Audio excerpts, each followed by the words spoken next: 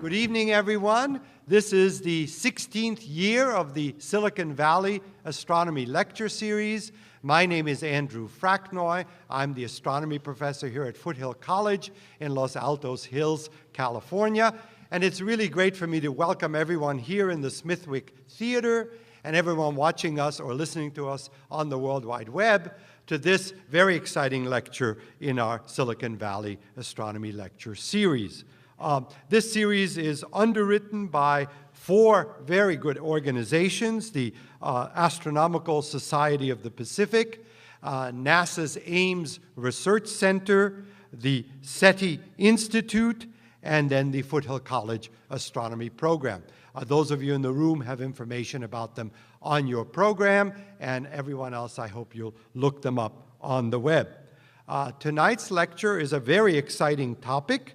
It's entitled Innumerable Globes Like This One, Searching for Life Beyond Our Solar System.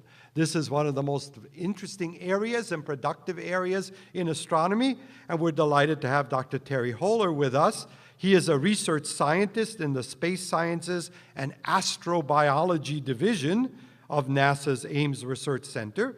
He has worked as part of the Curiosity rover science team, which is exploring Mars right now, and on the science planning team for NASA's new Europa multiple flyby mission. Europa is a satellite, a moon of Jupiter's, which we're very excited to explore from a biological point of view. He is a Kavli Frontier of Science Fellow, a Fellow of the California Academy of Sciences, and was the American Geophysical Union's 2009 Carl Sagan Lecturer. In addition, he just told me that he won the NASA Exceptional Achievement Award, the medal that they give, in 2015. So we're happy to see his being rewarded by all these great organizations and his still making time to be with us. It's a real pleasure for me to introduce to you Dr. Terry Holer.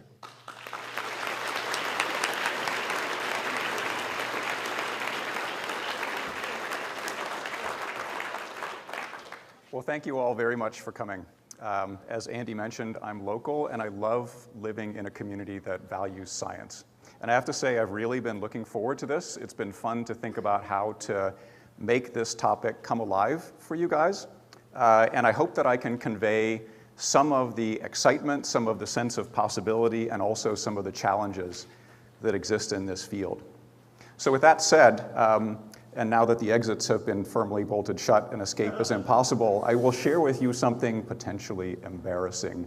And that is that although this is an astronomy lecture series, I am actually not an astronomer. Oh, I know.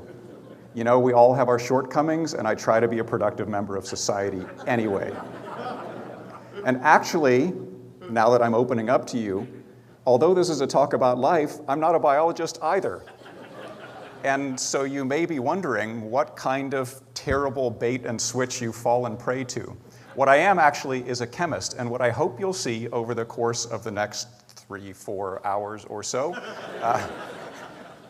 maybe not quite that long, is that this is an endeavor that will not be purely an astronomical one nor purely a biological one. It will ultimately require the inputs of geophysicists and geochemists and biologists and astronomers. And all of those things converge to me on chemistry. That is a language held in common among all of them. And I hope that you'll see by the end why we need those things and why chemistry is the language in common. So this question, are we alone in the universe, is by no means a new one. And in fact, my title here, Innumerable Globes Like This One, oh, actually, before I do this, I put these folks up here on the title slide so I wouldn't forget to thank them, and I actually just did. In the spirit, having said that you know, this is an endeavor that requires many people, I actually reached out to many friends and colleagues of mine for materials to try to help really make this stuff tangible. So Natalie Battaglia is the mission scientist for Kepler that has given us so many of these exoplanet discoveries. She and the entire Kepler team really do a fantastic job of visualizing their data and making it tangible to people. And a lot of what you'll see about where we are now comes from Natalie. Jeremy Kasdan is helping to design the next generation of telescopes that will actually let us go after this question of whether life is out there. Scott Sanford and Nikki Peranto are colleagues of mine at Ames who gave me some of the chemistry data that I will torture you with later. And Vicki Meadows and the Virtual Planetary Lab. So Virtual Planetary Lab is a group that I'm part of that really has dedicated itself to understanding the scientific context that surrounds the search for life on exoplanets. That group, led by Vicki Meadows, has really been kind of leading the way in understanding how we go after exoplanets, and I'm pleased to be a part of that. So this title, Innumerable Globes Like This One, references a 4 centuries old text from this person, Giordano Bruno. He was a Dominican friar.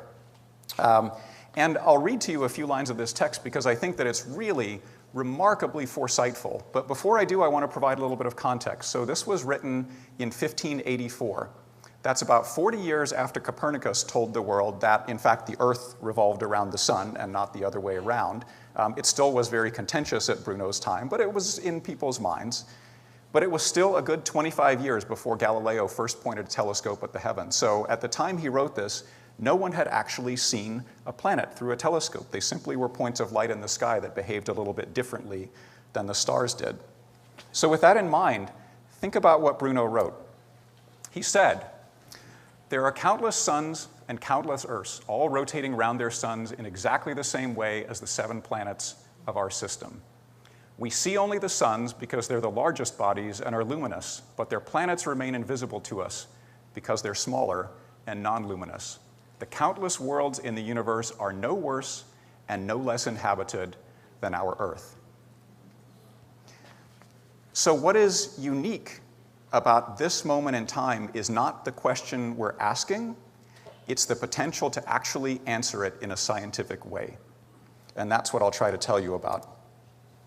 So what about this notion that there are countless suns and countless Earths? In fact, we have begun to count. We know that our galaxy alone is host to about 300 billion stars. And the observable universe is maybe 70 billion trillion stars. That's a lot of real estate out there, right? There must be someone. So we also have begun to count the planets as of about a quarter century ago. And what I want you to watch is the pace of discovery. So this is a little bar graph that shows you in cumulative numbers the exoplanets that have been detected beginning in 1989, and watch how this takes off. And what you can see actually, so you can see different methods of exoplanet discovery. There are about half a dozen of them overall that have been brought to bear on this problem, and 2 of them really dominate. There's the red one down here and the green one up here. And I'll tell you a little bit about those. In fact, I'm going to tell you mostly about one of them, and that is Kepler. So as of now, at the end of 2015, we know about almost 2,000 confirmed planets. There are several thousand more that are strongly suspected to be exoplanets. When I got to Ames 17 years ago, there were 2. Right? It's amazing the pace of discovery. So how do we find these things? This is how Kepler finds exoplanets. This is our sun, and this is the planet Venus right up here. And every once in a while, the planet Venus, or the planet Mercury, or Earth for that matter, transits across the face of the planet. And this is actually something you can see. Maybe some of you have seen it. If you look with the right kind of glasses that protect your eyes, you can actually see the little dot of Mercury or Venus moving across the sun's face. But what if you actually didn't get to see the sun as a disk? What if you only saw it as a point of light? Then what you would rely on to know that there was a planet there is not seeing it with your own eyes, but watching the sun dim just a tiny little bit. And the area of this little shadow compared to the area of the sun overall is about 1/10,000th. That's how sensitive you need to be to the dimming of the star.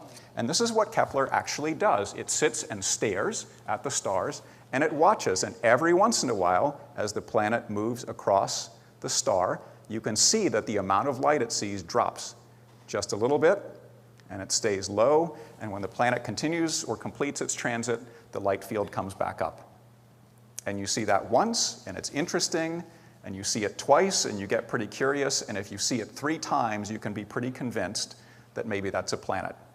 Right? And that's actually what they do. They watch for 3 consecutive transits. So what you can imagine actually is that your sensitivity to planets like this depends on how often they transit. If it happens once every handful of days, awesome, right? Look for 2 weeks and you could actually see several transits enough to say there's a planet. If it happens once every year, as it would if you were looking at Earth against the sun, you'd have to wait for 3 or 4 years to convince yourself that what you'd seen is a planet. As well, it really matters what size planet you're looking at. If you saw something that was like this size, right, moving against the sun, that's a big dimming of light and it's easy to see. If you're looking for a diminishment of light of 1 part in 10,000, right, that's not easy to see, especially if the sun has variability and things are going on. So I want to show you the same data that I showed you before, the number of exoplanets discovered through time, but in a slightly different way. So here on this axis is the orbital period, how long it takes the planet to go around the star. Earth is here, right? And I circled where Earth would be in red. And on this axis is how big the planet is. So this is 1 times Earth radius, 4 times, and 10. And watch the pattern of how this plot gets filled in as the years go by. So initially, all this stuff is up here. These are planets that are very, very big. Everything up here is bigger than Jupiter, right? And close in.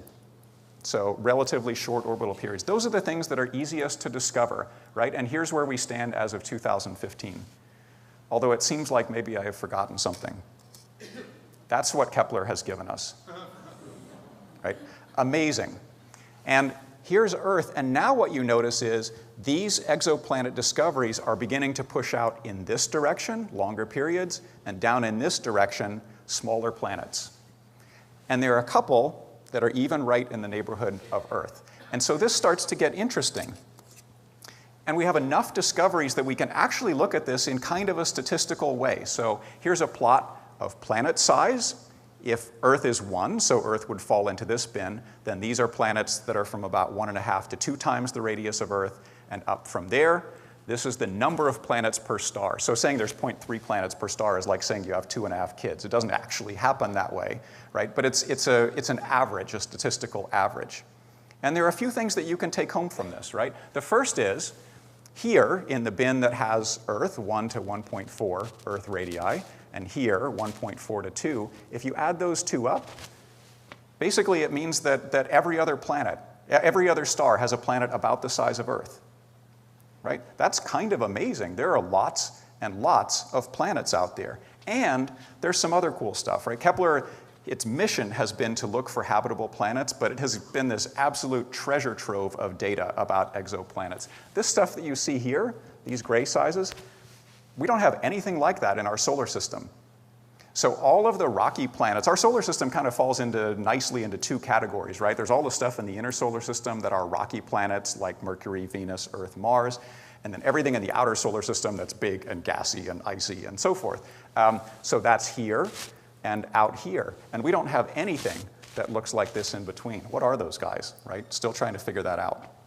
But as we've crowded in on this part of the plot, as we've gotten to smaller and smaller planets, a few years ago, we started getting stuff like this, right? This is actually taken from the press release. NASA's Kepler discovers first Earth-sized planet in the habitable zone of another star. So what is the habitable zone anyway, and why go to the trouble of wording it in this very particular way? Why not just say, NASA discovers habitable planet? No, NASA discovers first Earth-sized planet in the habitable zone of another star. So what is the habitable zone? This is this idea, sometimes referred to as the Goldilocks zone, that there's a distance away from the star that is just right for life. And what just right means in this case is that the temperature at the surface is right for liquid water. Right? Water can exist in a liquid form at the surface. And the idea is if there's a blazing hot sun over there, and I walk this way, which I promised I wouldn't do too much, and I walk this way, I get hotter because I'm closer to that star. And I go this way, and I get a little bit cooler because I'm farther away from the star. And in the middle, I'm just right, and I can have water at the surface. And you see several things represented here. So on the bottom, this is the radius of the orbit of the planet where Earth is 1. So there's Earth right there. But then you see this funny thing over here, right? What are these? There's this little red guy. There's this sort of giant white guy. Stars, of course, come in different shapes and sizes. Some of them are smaller and cooler and dimmer. Some of them are larger and burn much brighter and hotter. And so the distance that is right for the planet to be away in order for water to be liquid varies depending on the kind of star that planet is orbiting. Here, the planet can be very close in. If it's something like our own sun, it's a middle distance, and as you get to bigger, brighter stars, it would have to move outward. So this idea of the habitable zone sometimes gets some flack from people, right? So Andy told you I'm involved in planning this mission to Europa, which is, way out here outside the habitable zone. But the interest in that mission is understanding whether Europa is habitable and, in fact, inhabited. Right? So why this notion of the habitable zone when we know for sure there can be places outside it that are habitable? The point is that it becomes important to think about places where water is liquid on the surface because we are not trying with this diagram to say where life is possible. We're trying instead to say where we could detect it. And I'll try to come back to that point a little bit later on. That's the reason for having the habitable zone idea. Where do you look to have a chance of detecting life? So what can we say right now based on things we can actually observe? And what can't we say? Well, we can say a lot about the star because we see the star. We see its light. We can say how far away it is, what size it is, how big, what type of star. That tells us something about its light spectrum. We can even tell the age of the star. And knowing something about the age of the star, we know enough about the physics of stars and their evolution that we can say something about its history. Right? Was it tempestuous in its youth? Did it cause problems for any planets orbiting? Right? So we actually can say a lot about the star. But what about the planet? Right? That's down here. Remember, you don't get this big spatial view that shows you the planet as a disk. All you get is a tiny little point of light that you see periodically dimming. So what can we say? Well, we can say something about the orbital period, and that lets us know how far away it is. So we do know how far from the star these planets that we're finding are. And what's cool is there are these two main methods of finding stars. There's the Kepler method that I showed you. There's another one called radial velocity. It also gives the orbital period, but instead of saying how big the disk is, it actually tells you something about how massive the planet is. And if we know those two things, we can make a statement about density. So if we have both of these working in concert, we can make a statement about density, and that at least gives us some constraint on what the planet might be made of in bulk, right? Is it mostly metal? Is it metal and rock like we are? Is there a lot of water or gas or whatever? So this allows us to actually constrain something about the planet without actually seeing it or visualizing it. What don't we know based on what we can do right now? We don't know anything about the surface or atmosphere composition because we can't actually see it. All we're looking at is a shadow. And I put a little asterisk here because that's not entirely true. There are a few planets out there for which we've actually been able to do this. It's just they're not the ones that are interesting to us from the perspective of looking for life. So if we don't know anything about that composition, we don't know, for example, whether or how much water is there. Right? If there's no water there to begin with, it really doesn't matter whether the planet is close enough to the sun for water to be liquid. There's just no water. We don't know anything about whether there might be greenhouse gases in the atmosphere, whether there are ingredients for life. We don't know how reflective that planet might be. Why mention this, by the way? Why mention, who cares how reflective the planet is or if there are greenhouse gases in there? This is the reason, right? What we really want is a statement about the temperature at the surface of the planet. The idea of the habitable zone is that we're trying to say, if there's water there, would it be in the liquid form? Are there oceans and lakes, or is the entire thing completely frozen over as a ball of ice? So what determines that? If we ask that question for our own Earth, it's a couple of things. So the main one that we just talked about is how much energy is received from the star, right? How close is the planet to the star? How much energy is it getting? But we know that if we can see the planet at all, we look up in the sky and we see Venus as a morning star or an evening star or Jupiter, things like that, some of that sunlight is getting reflected away, right? So it matters not only how much energy is received, but also how much is reflected back out into space. That's energy that the planet absorbs.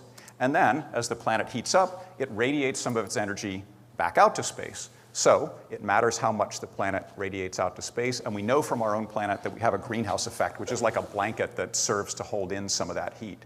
All of those things collectively are what determine the surface temperature of our planet. They're what control whether water is liquid or not here on Earth. And which of these things can we know about for exoplanets based on what we can actually observe now? Only this one. right? We don't know about the others. We don't know how much is reflected back out to space because we don't know how reflective the planets are. We have no idea about greenhouse gases in the atmosphere or about the radiant energy of the planet. And that's why we're careful about these statements. That's why we say that the planet is in the habitable zone, right? We think it's in an area where the conditions might be right to keep water liquid at the surface, but we don't know for sure. And just to give some perspective on these numbers, I mean, maybe these are throwaways, right? Who cares, how reflective the planet is or how much greenhouse there is. We can actually look to our own solar system for some sense of perspective. We need look no further than Earth, Venus, and Mars. So the main parameter that we talked about, how close to the sun are you, how close to the campfire, right, is how much sunlight are you getting? So if we think of the Earth as 1, Venus gets almost twice as much because it orbits much closer in. Mars, I think I've lost my laser pointer. Mars gets only about half as much light, right? So, that tells you something about the planets, but then if you look at how reflective they are, Earth reflects away about 30% of its light, Venus more than twice as much. So actually the amount of sunlight that Venus actually absorbs is less than we get here on Earth, despite the fact that it's closer. Okay? Mars reflects much less of its light, and so it absorbs a reasonable amount of sunlight as well. But what really explains the temperature of these planets is the amount of greenhouse warming. And this is actually instructive to look at. Right? So Earth has a natural greenhouse, even exclusive of what we're doing, pumping carbon dioxide into the atmosphere. Earth has a natural greenhouse that comes mostly from water vapor in the atmosphere. And it gives us about 33, 34 degrees centigrade of extra warming, warmth that we wouldn't have otherwise. Venus has the same thing, but it has an atmosphere that is 90 times as big as our own and made almost entirely of carbon dioxide. That's worth a greenhouse effect of more than 500 degrees Celsius. That world is scorching hot at the surface. And Mars has an extremely thin atmosphere and very little greenhouse effect, and it's cold on the surface. Water couldn't exist in a liquid form there. And I put this up only to be instructive about the fact that it matters to consider these parameters, and these are parameters that we just don't know yet because we don't have the ability to observe them. But this is what Kepler has shown us so far. This is a habitable zone seen in green here. All of these planets, I got the pointer back. So the solid blue ones, these are planets we know about and are confirmed. The yellow open circles are things we think are planet candidates, and these are planet candidates here. And actually, there are quite a few in the habitable zone. So just in the small patch of sky that Kepler has actually looked at, it's discovered quite a few planets. And here you see Venus, Earth, and Mars for reference. And some of these are actually quite close. So some of these are really pretty similar to where Earth lies in the habitable zone and pretty similar to Earth in size. So we know enough about these things. We've discovered enough of them to have sort of a statistical view of how common these habitable planets might be. And Natalie Batalha has a really great analogy for doing this. So if you think about the Milky Way galaxy, our galaxy, as scaled to about the same size as the United States, and you ask the question, how far do you have to go from this spot before you find the first Earth-sized planet in a habitable zone of its star? Right? What distance would that be? So by show of hands, who thinks we have to leave the state of California to get there? Don't be shy. You all have to raise your hand for something. Who thinks we have to go outside the Bay Area? Right? Maybe up to Lake Tahoe. It's kind of nice up there. Outside of Mountain View? So actually, you could get there walking back to your car. It's about a quarter mile from here. By the time you reach the parking lot, you'd have reached the first habitable planet. Right? They're abundant, and we won't have to look very far to find them. And actually, Kepler hasn't looked in our little particular neighborhood of the galaxy, but we can use those statistics to say the first habitable planet we encounter should be about 3 parsecs. That's about 10 light years from us. And so if we look out to about 3 times that distance, okay, this is about 30 light years from us, these are all the stars within that radius of us. And statistically speaking, there should be about 25 or 30 planets within the habitable zone of their stars. Right? So this is stuff we can actually see. We actually have a potential to look out and get some answers to these questions.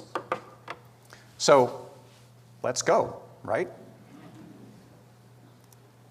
I want to make the point, though, that looking for life beyond the solar system is a lot different than looking for life within it. And that may seem like an obvious statement, but I will try to make that point in as heavy-handed a way as I can. What can we do within our own solar system? We, as a species, over the last 5 decades or so, have sent tens of spacecraft toward Mars. We have mapped it so effectively with orbital imagery that you can tour it in Google Mars. And actually, a lot of that imagery is way better in resolution than what you find in Google Earth, for example. We have driven more than a marathon's worth of distance on the surface of Mars. We have lifted up rocks and turned them over to peek underneath. We have drilled holes in the ground and looked inside. And we have filmed ourselves doing it. This is actually a picture of the Curiosity rover right here descending on its parachute as captured by a spacecraft orbiting 250 kilometers above. That is one of the most remarkable images I've ever seen. And it shows you that even NASA is not above the occasional selfie now and then. Did any of you happen to catch the lecture last year by Carolyn Porco? Really excellent lecture last year. Some of you, I'm glad that a few of you did. So Carolyn is the imaging lead on the Cassini spacecraft that has gone to Saturn. And it was an hour full of some of the most stunning imagery I think I've ever seen. And she had to cherry pick it from among hundreds or even thousands of comparably stunning images. There are movies of storms on Saturn. There are pictures of waves in the rings. There are jets from the moon and Enceladus. Really extraordinary stuff. And that's just the imagery. The science yield from the other instruments is comparably good. And that's what you can do when you take a spacecraft the size of a school bus and load it full of cameras and capable science instruments and let it drive around the Saturn system for 12 years.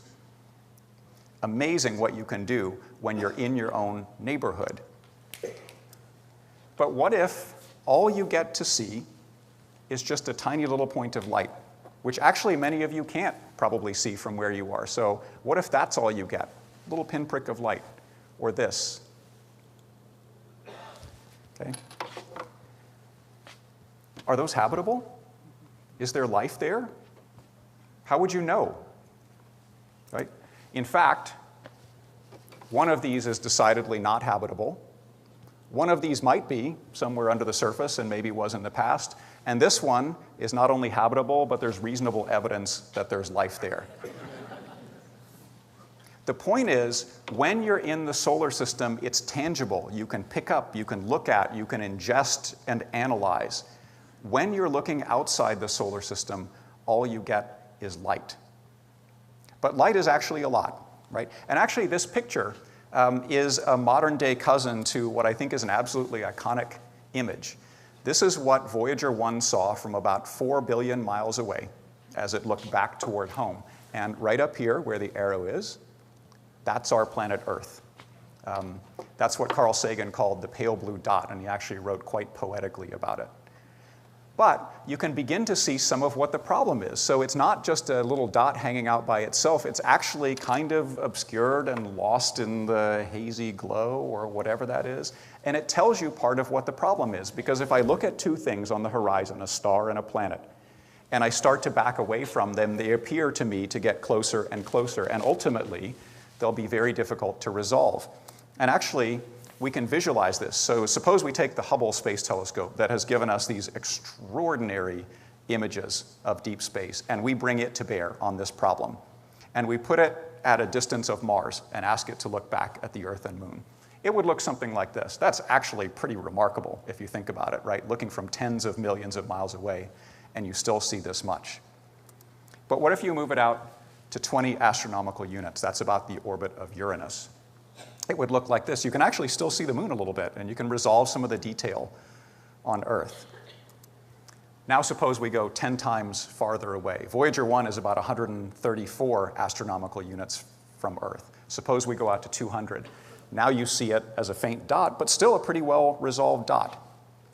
And now we go 100 times farther still, and you begin to see the problem creeping in. Now the planet starts to get lost a little bit in the glow of the star. And if we go 10 times farther still, So this is the distance now between us and the very nearest star, Alpha Centauri. So if we looked back at our solar system from Alpha Centauri, this is what we would see. I put a circle where Earth would be, and you can see that it's completely lost in the glare. And actually, Bruno told us that this would happen. We see only the suns. Their planets remain invisible to us.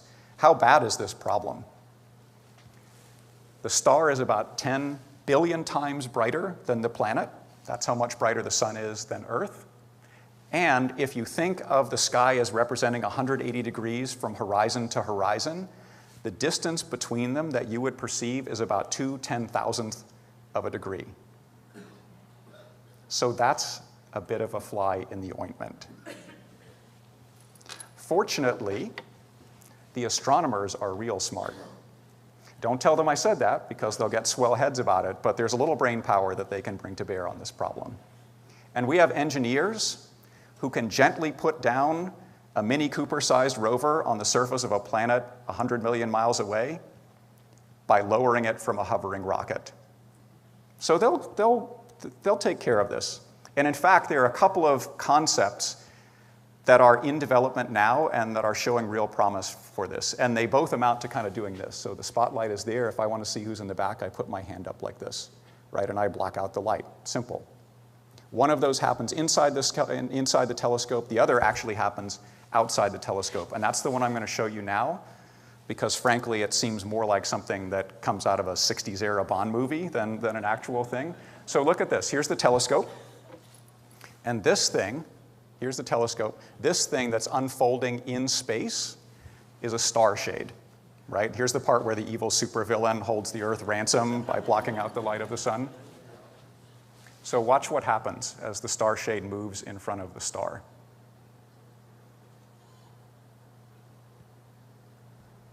So first there's the glaring light of the sun. We put this star shade in front of it, and we can actually resolve the planets. And what's really cool about this, so this star shade, you have to imagine something that's about half the size of a football field. It's massive, and it sits about 50,000 kilometers away from the telescope. But what's neat about that is, if you move it a few centimeters at a distance of 50,000 kilometers from the telescope, you have incredibly fine control on how you're controlling the size of that disk against the star. And a few of you may be wondering why that sort of, interesting flower-looking pattern instead of just a plain disk. So it turns out that light can actually turn corners a little bit. Light kind of bends around objects. And if you put just a plain disk in front of the star, you have a problem that light bends around. So the last decade or so has been spent understanding how to construct the edges so that you eliminate that problem. Right? And in the video, what you saw is that the star disappears and you can see a Jupiter-like planet orbiting and that kind of thing. That's not how it would look in real life, of course. But if we do this right and it works the way that it's projected to work, we might actually see something like this if we looked back at our own solar system. So here's the residual light from the star, and there's Earth actually peeking out. And the astronomers would be thrilled to get an image like this, right? To have that little dot of light on which to make a discrimination, is there life on that planet or not? So what about Bruno's final prediction? The countless worlds in the universe are no worse and no less inhabited than our Earth. Is that true? If we can make these telescopes work the way we think we can, we actually may be able to address that question. And the idea behind how we're going to do it is actually very simple, right? It's so simple that we can demonstrate it here as a group. Okay? And this demonstration works best if everybody takes part, so I hope you will. Right? Here's what I want you to do. Take a breath and hold it.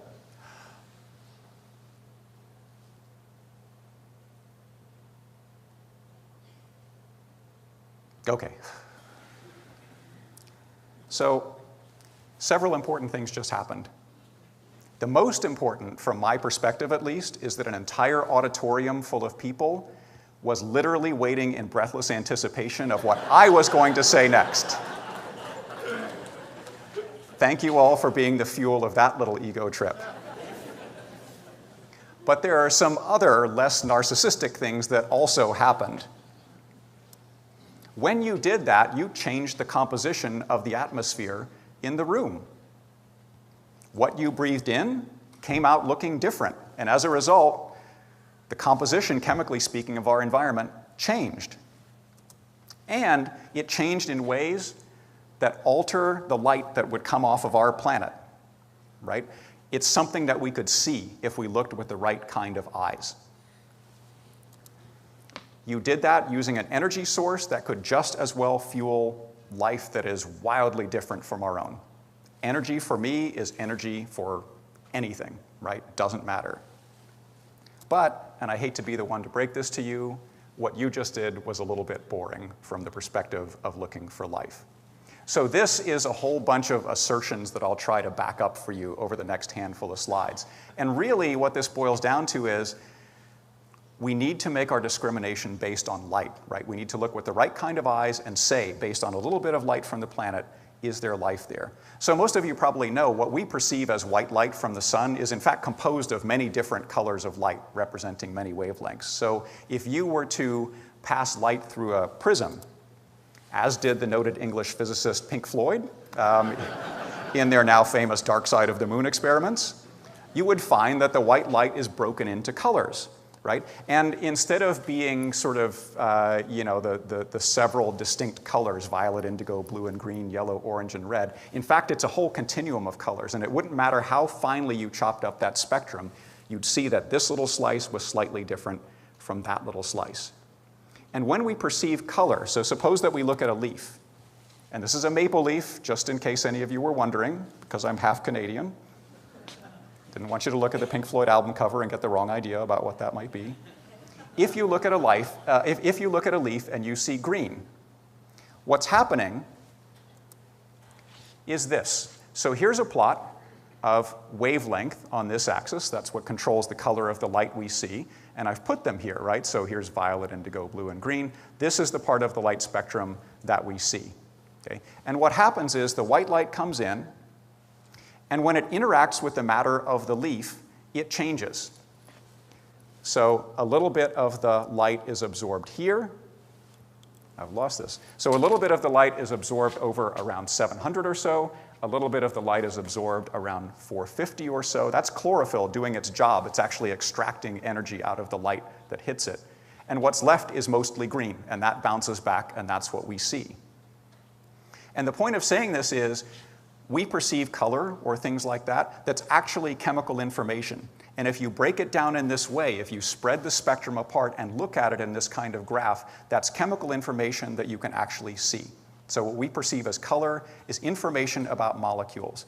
And many of you probably know that what we see, the part of the electromagnetic spectrum that we see, is only a very fine sliver of it. Right? If you go way out in this direction over here to much shorter wavelengths, that's X-rays, for example, and if you go over there, there are radio waves or microwaves. So we perceive only a very fine part of that spectrum, but there's value in looking with different eyes. And I'll direct your attention to this part over here. So I've said that we see mostly green here because that's the part that bounces back to us, but look at this feature here, right? The most reflective part of the leaf is not the green part, right here, it's way out in this red light that we don't even see with our own eyes.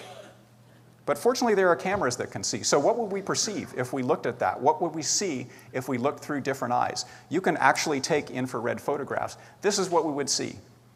The green of the leaves is gone because the single most reflective thing is that infrared light that we don't perceive with our own eyes. But it's there, and there's valuable chemical information in it. What if we look a little bit further into the infrared? If we could see through different eyes, we would see that we all glow with our own light. Isn't that a nice thought? All of us are glowing with our own light. Of course, everything else is too. Anything that has a temperature greater than 0 is glowing. But it's information, right? There's energy coming out. There's a potential for energy to be extracted. And if we see the interaction of matter with those wavelengths of light, we can make some interesting statements about what's there. So the experiment we just did, I made the claim that you breathed in, you changed the chemical composition of the room around you. So how would we actually see that? Now that we know, we can see information by looking at the light. So this is exactly the same kind of plot that I just showed you. It's wavelength here, only now we're looking way out into the infrared. Okay? And here is how much light shines through. So in this case, I took a little bit of air, and I passed some light through it, and I asked, how much light came through? So if all the light passed through, if none of it interacted with the molecules in the air, you would see a line right up here. right? 100%. But what you see actually is some interesting hair or fuzz. So there's a little bit over here, there's a peak sort of in the middle, and then there's a peak out on the far end. And what you're seeing is places where the energy of the light has been absorbed by molecules in the atmosphere. In this case, it's water that's absorbing some light. In this case, carbon dioxide. And in the far case, water again. So we're actually seeing what molecules are in the air, and not only that, but how many of them are in the air by looking in this different region of the spectrum, by looking with different eyes. So this is what the air looked like before we did our experiment. What about after? We breathed out. So I did this experiment. I breathed into the instrument that did these measurements, and here's what happened, right? Certainly different. Very different, right? There's much more water, much more carbon dioxide, much more water here. Maybe not surprising. I mean, that's kind of the way you would think of it. Thank you very much for the laser pointer. We'll actually be able to see again. So much more of all of these things. But there's more of what was already there. There's not anything new. And that's why I said what you did was a little bit boring. Because when the Earth breathes, as it does through volcanoes, it breathes out about the same thing that you do. Carbon dioxide and water. So you are doing something that was going to happen anyway, and from the perspective of looking for life, that's kind of boring. And I have to tell you, actually, I worked really hard to make this interesting because I knew this would be the main result. So right before I did this experiment, I took a couple of cloves of raw garlic and I crunched them up, right? And then right away, I breathed into the spectrometer, and I was really hoping that I would see those garlic odor molecules show up in the spectrum. And I have to tell you, for 3 hours afterwards, even those of you in the back of the room would have known what I did. But it didn't show up here, right? And it makes the point, we are looking for signals that are big and bold and a major change. So what is it that we're looking for? I mean, if what we just did is boring and ineffective from the standpoint of looking for life, what are we looking for? And in the most general terms I can offer, we need things that we can see.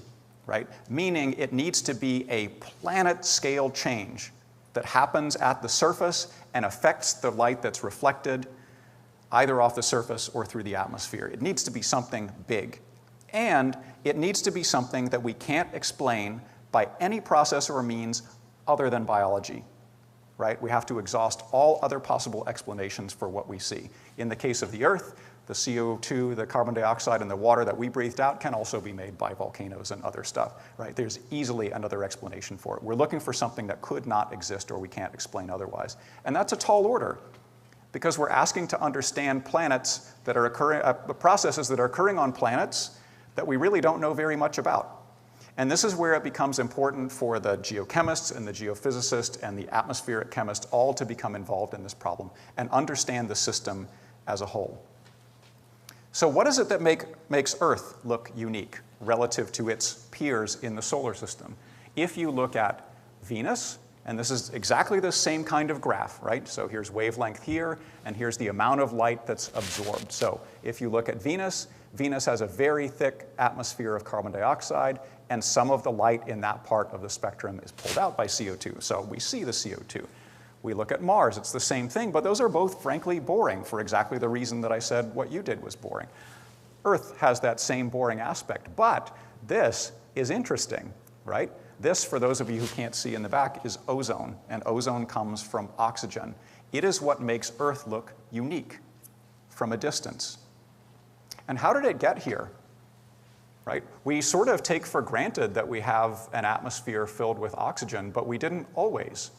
Earth started out as a planet with no oxygen and spent that way for about 2 billion years or so. We have these to thank. So we think of oxygen as coming from photosynthesis, which comes from plants, right? But the plants learned how to do it from these cyanobacteria that predated them by 1.5 billion years or so. These are tiny little microorganisms. Can't see them with the naked eye. But Louis Pasteur, the French microbiologist who knew a thing or two about the capabilities of microbes, said, "The power of the infinitesimal can be infinite." You could fit 1 trillion of these things in the palm of your hand. That's how small they are. But over geologic time, they took a planet with no oxygen and they filled the atmosphere to the 20% oxygen that it now has. Right? That's what we are looking for.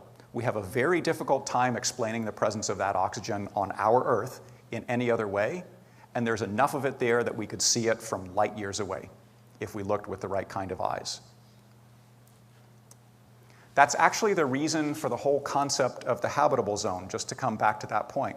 Remember I said the habitable zone is not meant to exclude the possibility for life in places like Europa or whatever else. It's meant to say where could water be liquid at the surface. And this is the reason. If you want to do photosynthesis, if you think that photosynthesis is the only way to get this planet-scale signature that's really difficult to obtain any other way or explain any other way, you need two things. You need sunlight and you need water. And those things have to coexist at the surface. That's why we have the concept of the habitable zone. That's what its purpose is. It's not to say where could life be possible. It's to say where could we have a chance of finding it. So let's actually talk a little bit more about oxygen, because oxygen turns out to be pretty instructive. And there are three questions that I want to ask. A lot of the focus gets placed on oxygen, and so I want to talk a little bit about it. And the first is oxygen an obligate product of photosynthesis? If you have photosynthesis emerge, does it always make oxygen? So the first answer is easy. No. Right? Here's a picture of two things. So these green guys are the cyanobacteria that we just talked about. They're green because they have chlorophyll, and they do oxygen-producing photosynthesis. And cozied up right next to them, these tiny little purple things, they photosynthesize, but they don't make oxygen. Right? There are actually several kinds of photosynthesis that don't make oxygen at all. And this one, biochemically, is quite a lot simpler than this one. And in evolutionary terms, it predated. So this non-oxygen-producing photosynthesis predated oxygen-producing photosynthesis by maybe 1 billion years or so. So if you think about our planet, for about half the history of life on Earth, which dates back maybe 3.8 billion years or so ago, we had life. We even had photosynthetic life, but we had no oxygen that could be detected from far away.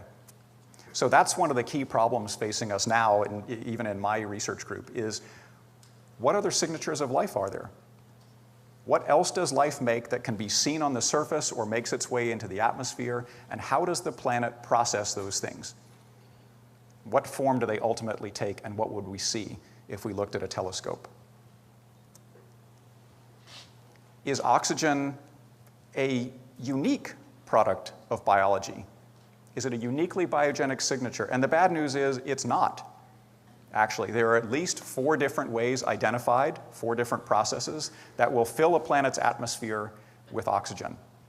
Right? If we look in the air around us, there's water, H2O, carbon dioxide, CO2. There's oxygen there, right, locked up in molecules. And if there's a way to free it, like, for example, if a photon from the sun bangs into it really hard and breaks it apart, you actually can get oxygen, right? And we need to look no further than our next-door neighbor. There's actually oxygen there on Mars. Not a lot, but a little. And there surely isn't photosynthetic life at the surface. So we know, we actually have an example of a place where processes like this are happening. And it can give us these false positives, these red herrings, as we search for life.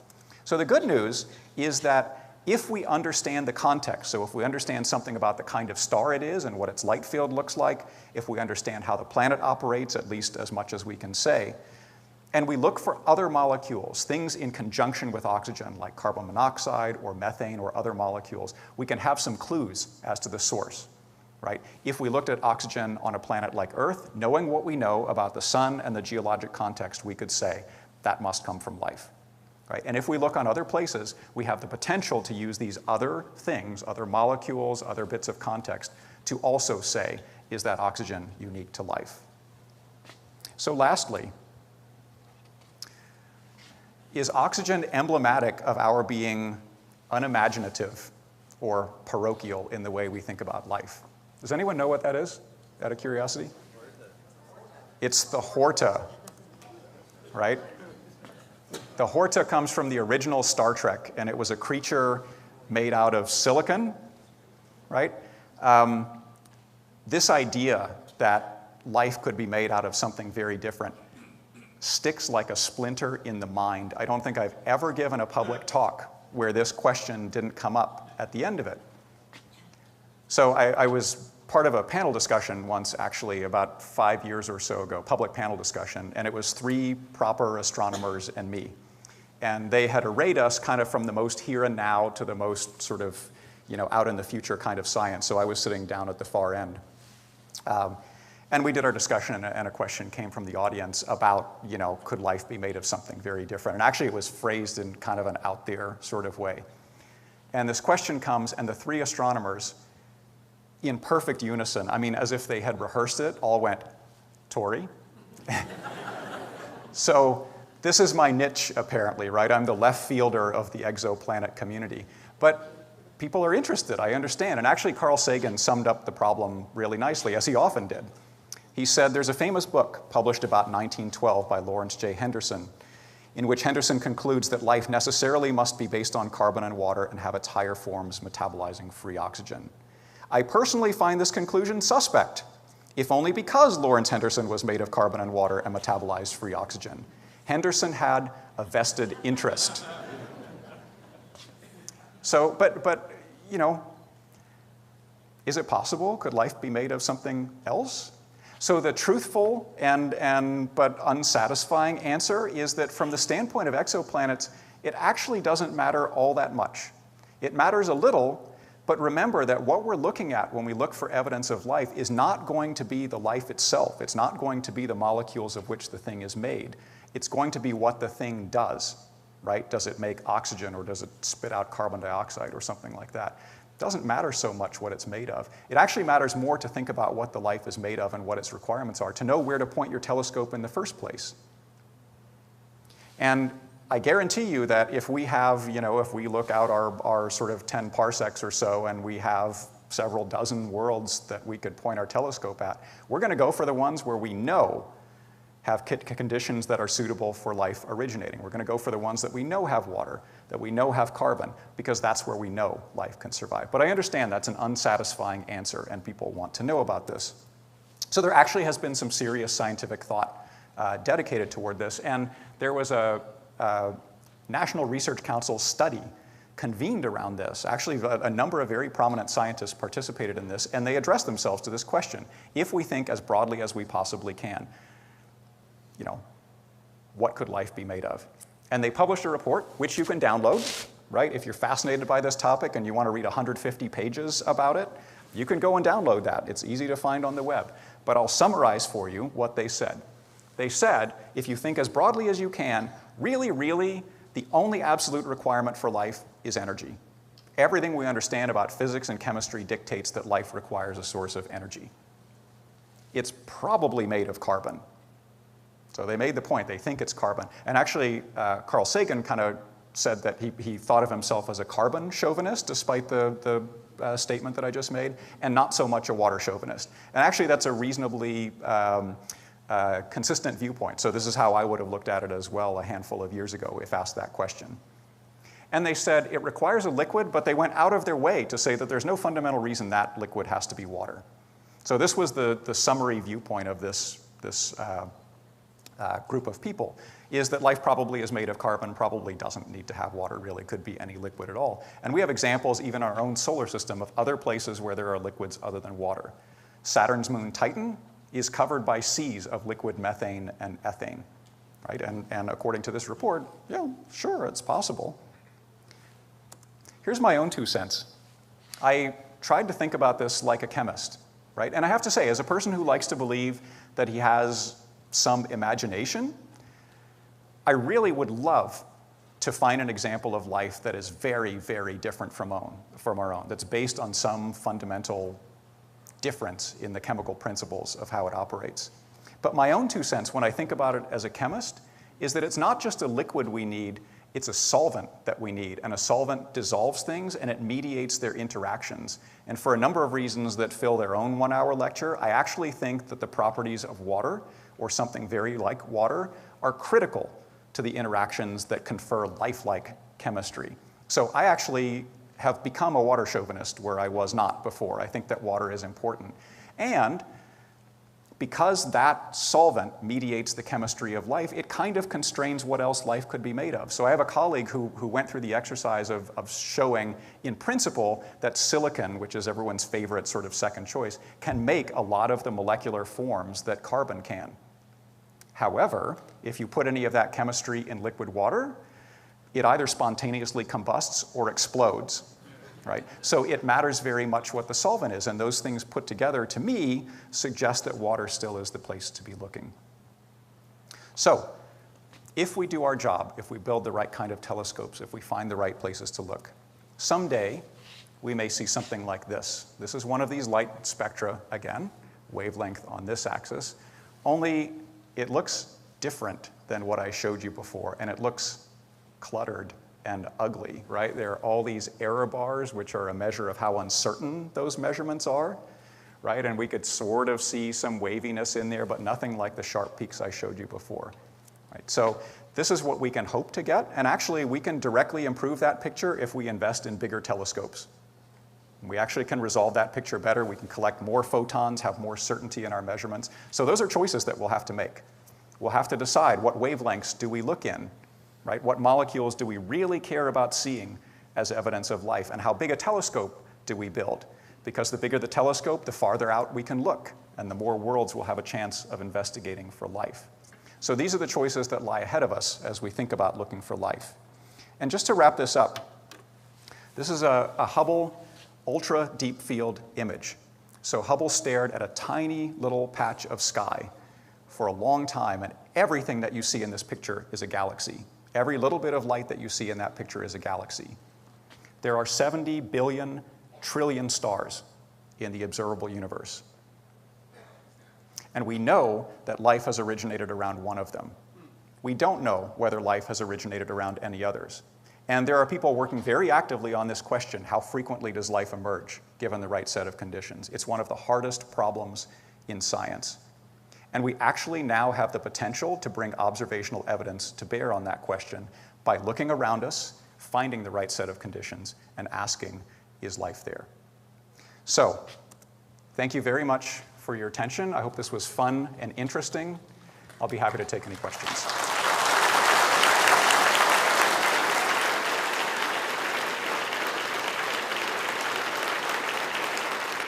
So you showed the two plots, the one very crisp plot of Earth, which showed ozone, carbon dioxide, and water. Why was there no oxygen peak in the really crisp plot that you showed earlier in the talk? And do you expect to see it in the less well-resolved plots from a much further distance? Yeah, so that's a great question. It partly depends where in the wavelength range you are looking, because the same molecule will interact differently with different wavelengths of light. And one of the reasons is, so part of why the absorption of light happens is that you can imagine a molecule as let's say, two atoms on a spring connected. And when they absorb energy, what happens is that they start to vibrate, so that's where the energy goes into. That process happens much more effectively if the two atoms differ in their charge. So if one is a little bit negative and one is a little bit positive, right, that creates a dipole that allows them to absorb that energy and do this sort of thing. So it's actually hard to see oxygen across a lot of the spectrum because it lacks that dipole in exactly that way. Ozone is much easier to see. And do we expect to see ozone where oxygen has been produced? Yes, we do. We do, for the same reasons of photochemistry that we get ozone in our own atmosphere. Okay, on an Earth-sized planet, ultraviolet light can break up water molecules into oxygen and hydrogen, with the hydrogen light enough to escape the gravity of the planet over a long period of time, millions and billions of years. So how do you tell oxygen produced in this non-biological way from oxygen produced organically?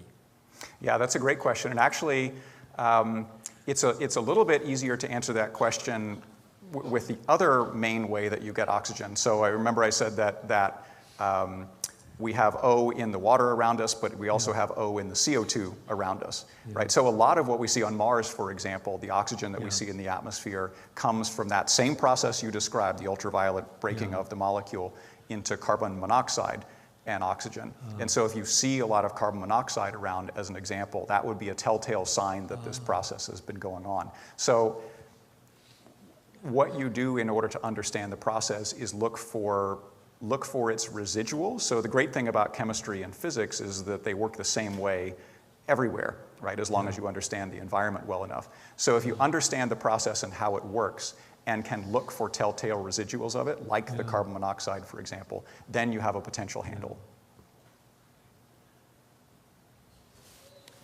I'm a physicist and electrical engineer, but I'm also a cynic.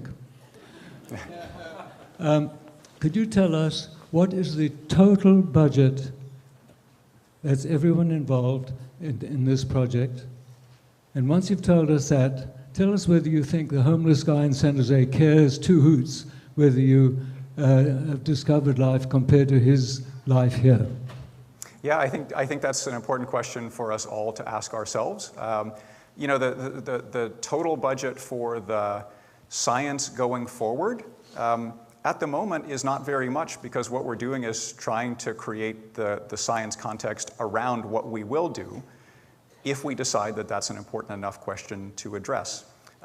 I think that one of the things that makes us who we are as people and as a species is our curiosity about what lies beyond. And I think that it's worth pursuing questions just for the sake of that fundamental knowledge. That's my personal view on it, and not everyone shares it.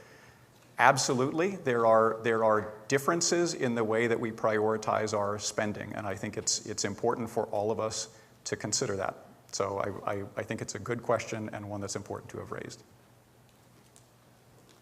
When will that sunshade project take off?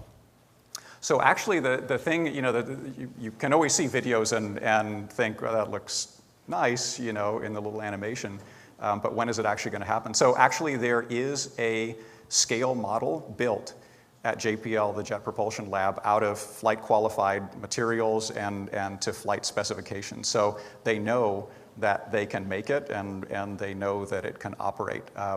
When it actually happens, I think it's still a ways off.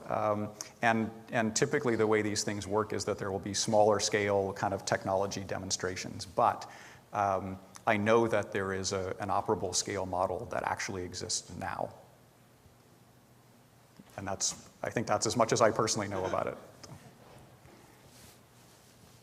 Thank you for a good talk. I was wondering two things. I hear you're involved with the Europa mission. I heard that the Galileo mission had some problems with radiation at Jupiter environment. Is there any concern about how the mission might have to change at Europa? That's one question I have. And the other is about the Webb Infrared Space Telescope.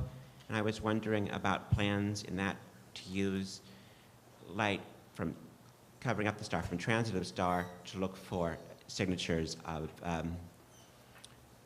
molecules in the spectrum. Yeah, two very good questions. So first, the Europa one. Yes, there is a very intense radiation environment at Jupiter. It's very high energy electron radiation that wreaks havoc with electronics and even things like glass in optics and stuff like that. What's fortunate is that we understand that radiation environment really quite well, and the mission is designed around it. And you heard Andy refer to it as a multiple flyby mission. So instead of putting something in orbit and just going around and around and around, it actually orbits Jupiter and just makes these very brief passes by Europa. And that's by design, because it spends very little time at Europa. It's going fast, and it moves off to somewhere else in the orbit. So the first and best way that you deal with the radiation is to not spend very much time in it. And then you find ways to shield, and you build with components that you know are radiation hard. So the second question about the Webb telescope, actually, I stocked myself with all kinds of extra stuff here. So James Webb Space Telescope is a telescope that will launch in about 2 years, fingers crossed, hopefully. Just for scale, so the one all the way over on the far left is Hubble, which is about this size or so. Webb is much bigger, much bigger. and will collect a lot more light, have a lot of capabilities. And the question was, will we actually be able to do some of this work of investigating the chemistry of the atmospheres by looking when the planet passes in front of its star? So if you imagine there's a little ring of atmosphere around it, as it moves in front of the star, you get a little bit of light shining through, and you see that change the spectrum of the star. Absolutely. That's part of what people are looking forward to with the Webb Space Telescope. I think we'll do that pretty well to objects down to the size of maybe a few Earth radii or so, probably not to the Earth-sized planets that we're most interested in. That will have to wait on a bigger, more capable telescope. Thank you. You showed a chart with something around 1,918 exoplanets on it. Yes. Are they all from the stars in the Milky Way, or have we ever detected a planet outside of our galaxy? Yeah, so maybe I actually have a slide for that too. Let's see. So this is where, so most of those are from Kepler, right? More than half of what we've seen are from Kepler. This is where Kepler actually looks. So the sun is in this little spot over here. And Kepler's field of view is quite narrow, actually. It just looks at a relatively small patch of sky and out about 3,000 light years or so. So everything we know from Kepler comes within this one little patch of this particular arm of the Milky Way. That's true for many of the other methods too. There is one method that I don't understand very well. It's called gravitational lensing, that for which distance actually doesn't matter all that much. I don't think it's discovered anything outside our galaxy so far. So I think we really are limited to light that we can see as an individual star and not light that we can see as part of a bigger galaxy. So I think we're sort of still thinking locally. Thank you for your talk, and I applaud your ambitions for the Europa mission. So my question is two-pronged. One, what is our most optimistic scenario with Europa? And secondly, speaking of optimism, my generation is hugely optimistic about the future of space exploration, be that in our solar system or outward. However, we have a much older generation in charge of the Congress and the budget. So how do we galvanize the masses or the senators and congressmen to share that sense of awe and curiosity that I assume most of us in this room have? Yeah, so two questions. Europa is popular tonight. So the most optimistic scenario for Europa, the multiple flyby mission is designed to assess Europa's habitability, not specifically to look for life. And it will be an extraordinarily capable mission.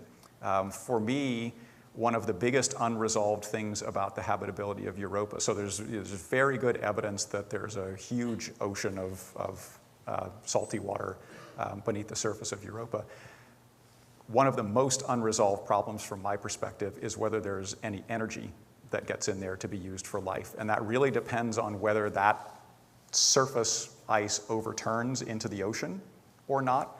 And this mission, I think, really will help us resolve that. So we will be able to see the structure of the ice. We'll be able to see with radar the boundary between the ice sheet and the ocean beneath. We will have a very good handle on the chemistry that exists at the surface. And if any of that is a product of the ocean having come up and splashed out on the surface, we'll characterize that quite well. So best case, most optimistic scenario, we will learn a great deal about the habitability of Europa and a great deal about its sort of geophysics besides. And maybe we will find some molecules that are tantalizing and motivate further study.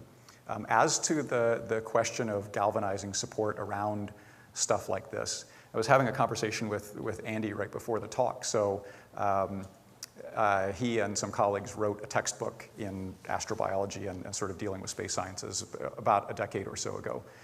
And we've been revising it just these last few months. The amount that's happened in that time is extraordinary. That's when Cassini has visited Saturn. That's when most of the exoplanets now known have become known. That's when we've done most of our driving on the surface of Mars and the mapping of it and all the stuff that I described. So I actually think that quite a lot has happened, and I feel fortunate that there's as much support as there is. I think this topic in particular, exoplanets, has such a great sense of potential, at least, and there's such excitement within the community that if we can find the right venues to just share that excitement, not even sort of packaged and marketed excitement, but just legitimate excitement, I think that's motivation to go and look. Okay, so you mentioned gravitational lensing for a moment there, which is like really out there method for detecting exoplanets and has detected planets that aren't even orbiting stars. Is there any similar idea with methodologies that don't include spectrographic data to detect life around other planets? Is there anything that you're aware of that's really out there method for doing that? Well, so in what I've discussed, I haven't discussed SETI at all, of course. So that's, I think of myself as a settle person. I would be happy to find life, no less intelligent life, so that's just settle. Exclusive of SETI, is there a way to do this that is not spectroscopic? So what we get from the star, we will not in any of our lifetimes actually physically go and sample. Right? Voyager 1, which is now the most distant object from the sun, left Earth when I was in first grade or something like that, which is longer ago than I'd care to admit. To get to the nearest star to us will take another 80,000 years, moving at its current 30,000 miles an hour or so. So we will not physically go there, barring some amazing thing. What we get to use as our evidence is light. And what we can say with light, we can say best when we break it apart Pink Floyd style and see how it has interacted with matter on its path of travel from the star to the planet to us. So I don't, perhaps it's a failure of my imagination, I don't see a way to do it other than that because what we get to deal with is light. Maybe we'll figure it out with neutrinos or something, I don't know. Maybe. Throw it out there. So my question was, why doesn't NASA work with different countries regarding space exploration, as there's China, India, Russia, maybe even France working on missions on Mars, Europa. So if we combine the budgets of all those nations, we might be able to fund more things? Yeah, that's a good question. So I'm not a policymaker for NASA, and I don't speak in an official way for NASA. I can say that there are many examples of that sort of cooperation. So, for example, the Curiosity rover has several instruments that are contributed from other nations. There are examples the other way around, where missions sent, for example, by ESA or JAXA or other international space agencies have involved instruments built by U.S. scientists or involve those scientists in one way or another. So there certainly are examples of that sort of cooperation and collaboration even at the mission level. And I agree, this is sort of a human scale endeavor, not a national scale endeavor. And I think it's important to think about how to make that happen. Three more questions. Okay, 3 more questions. Talking about methane, I believe you mentioned earlier that would be one of the gases that you would be looking for. Methane is a very volatile gas, of course, and needs to be reproduced constantly. So methane has been found in the Martian atmosphere, but the Curiosity rover has not been able to detect any methane on the ground. Is there an explanation for that? Well, so Curiosity has seen some very low levels of methane with occasional spikes as it goes along. So there are 2 observations here. One is there are telescopic observations that said there's methane in the atmosphere of Mars, and those have been debated for a long time. So there are things you can point to that suggest maybe those aren't real, and people have been looking forward to Curiosity to answer that question. It looks like Curiosity has seen some low levels of methane with these spikes, but the question actually raises an important point. So people used to say, even less than a decade ago, used to say, if you saw oxygen and something like methane together, that's an absolute smoking gun for life. Can't happen any other way. We see oxygen and methane together on Mars. It's really a question of degree, because as you said, those two things tend to combine and react with one another, so one or the other will hold sway, but not both. And if you see them both in abundance, it means that there's a mechanism for making each of them sufficiently rapidly that they actually rise to a detectable level. And that, one of the hallmarks of life is that it does things much more rapidly than would happen in the absence of life. So that's something that you would look at and say, that's awfully hard to explain any other way. So why you emphasized search the habitat planet or stars like Earth-sized, not like something bigger size or smaller sized?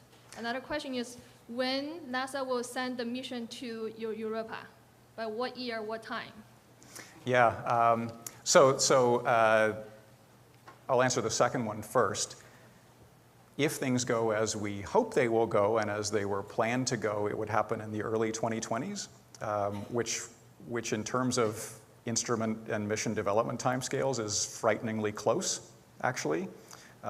So fingers crossed that happens. As to the second one, that's a great question, actually. How does planetary size affect things? And I think the honest truth is that if we are presented with a range of options from which to choose, and there's a choice that looks a lot like Earth, we always will go for that choice because it's what we understand the best. But that doesn't mean that people haven't thought about your question and tried to provide the scientific context around it. So a lot of people think, for example, that having a way of recycling the planet's crust, like we have on Earth with plate tectonics, might matter a lot. We know that can operate on Earth, on a planet of our size. How would it operate on a planet with twice that size and 8 times that mass? Do the geophysics work the same way? There was a paper, 2 papers that came out around the same time, and one said, of course it works, and the other said, of course it doesn't, and it's things that people are debating. If the planet is too small, does it run out of the internal energy to keep that process going? And one of the things that's really weird, so remember there are these sort of 2 bars on the bar graph for planets for which we have no comparable example in our solar system. We have either small rocky planets that are made out of metal and rock, or we have the big gas giants that are predominantly ice and gas and so forth, but nothing in the middle. And we have no idea how things would work on these planets, except that we know that physics will work the same way everywhere, and we can at least try to model and predict. And what becomes very interesting is when you look at the densities of some of those things. So the density of our planet reflects a mix of iron basically and rock. The density of Saturn reflects a composition primarily of gas. For these things, you get densities quite in between, that look like maybe some of them are mostly made of water. A small rocky core and thousands of kilometers of water. How would a world like that work? Right, at the pressure of the bottom of an ocean that's thousands of kilometers deep, water at any temperature actually becomes a solid, and that changes the dynamics a lot. So it's a great question, and all I can say is that people are actively pondering it, and we hope that context will be there when we actually have a choice to make. Last question. Could there have been life on Mars sometime in the far distant past? Well, so that's also a question that we're trying very hard to answer. We have the great thing about Mars is that it's because it's our next door neighbor, we have been able to send a cadence of spacecraft there every 26 months or so, and it's allowed us to design a program that works its way successively toward answering that question. So up to the present, with the Curiosity rover, we've been trying to address the question, was Mars habitable in the past, or is it now? And the answer to that question seems to be yes. It seems to have been an environment that supported liquid water at the surface in its past. It may be an environment that supports liquid water in its subsurface, at the present. Could life have evolved there or originated there? Those are the conditions that we feel are suitable for life, and we have an example here on our own Earth of life having originated under such conditions. How frequently life arises when the conditions are right, we really don't know. And so there's another chance, just like with the exoplanets, to bring observational evidence to bear on that. And there is the potential, at least within the next decade maybe, to do the sort of science on Mars or on samples returned from Mars that would actually help us address that question. All right. Thanks, Dr.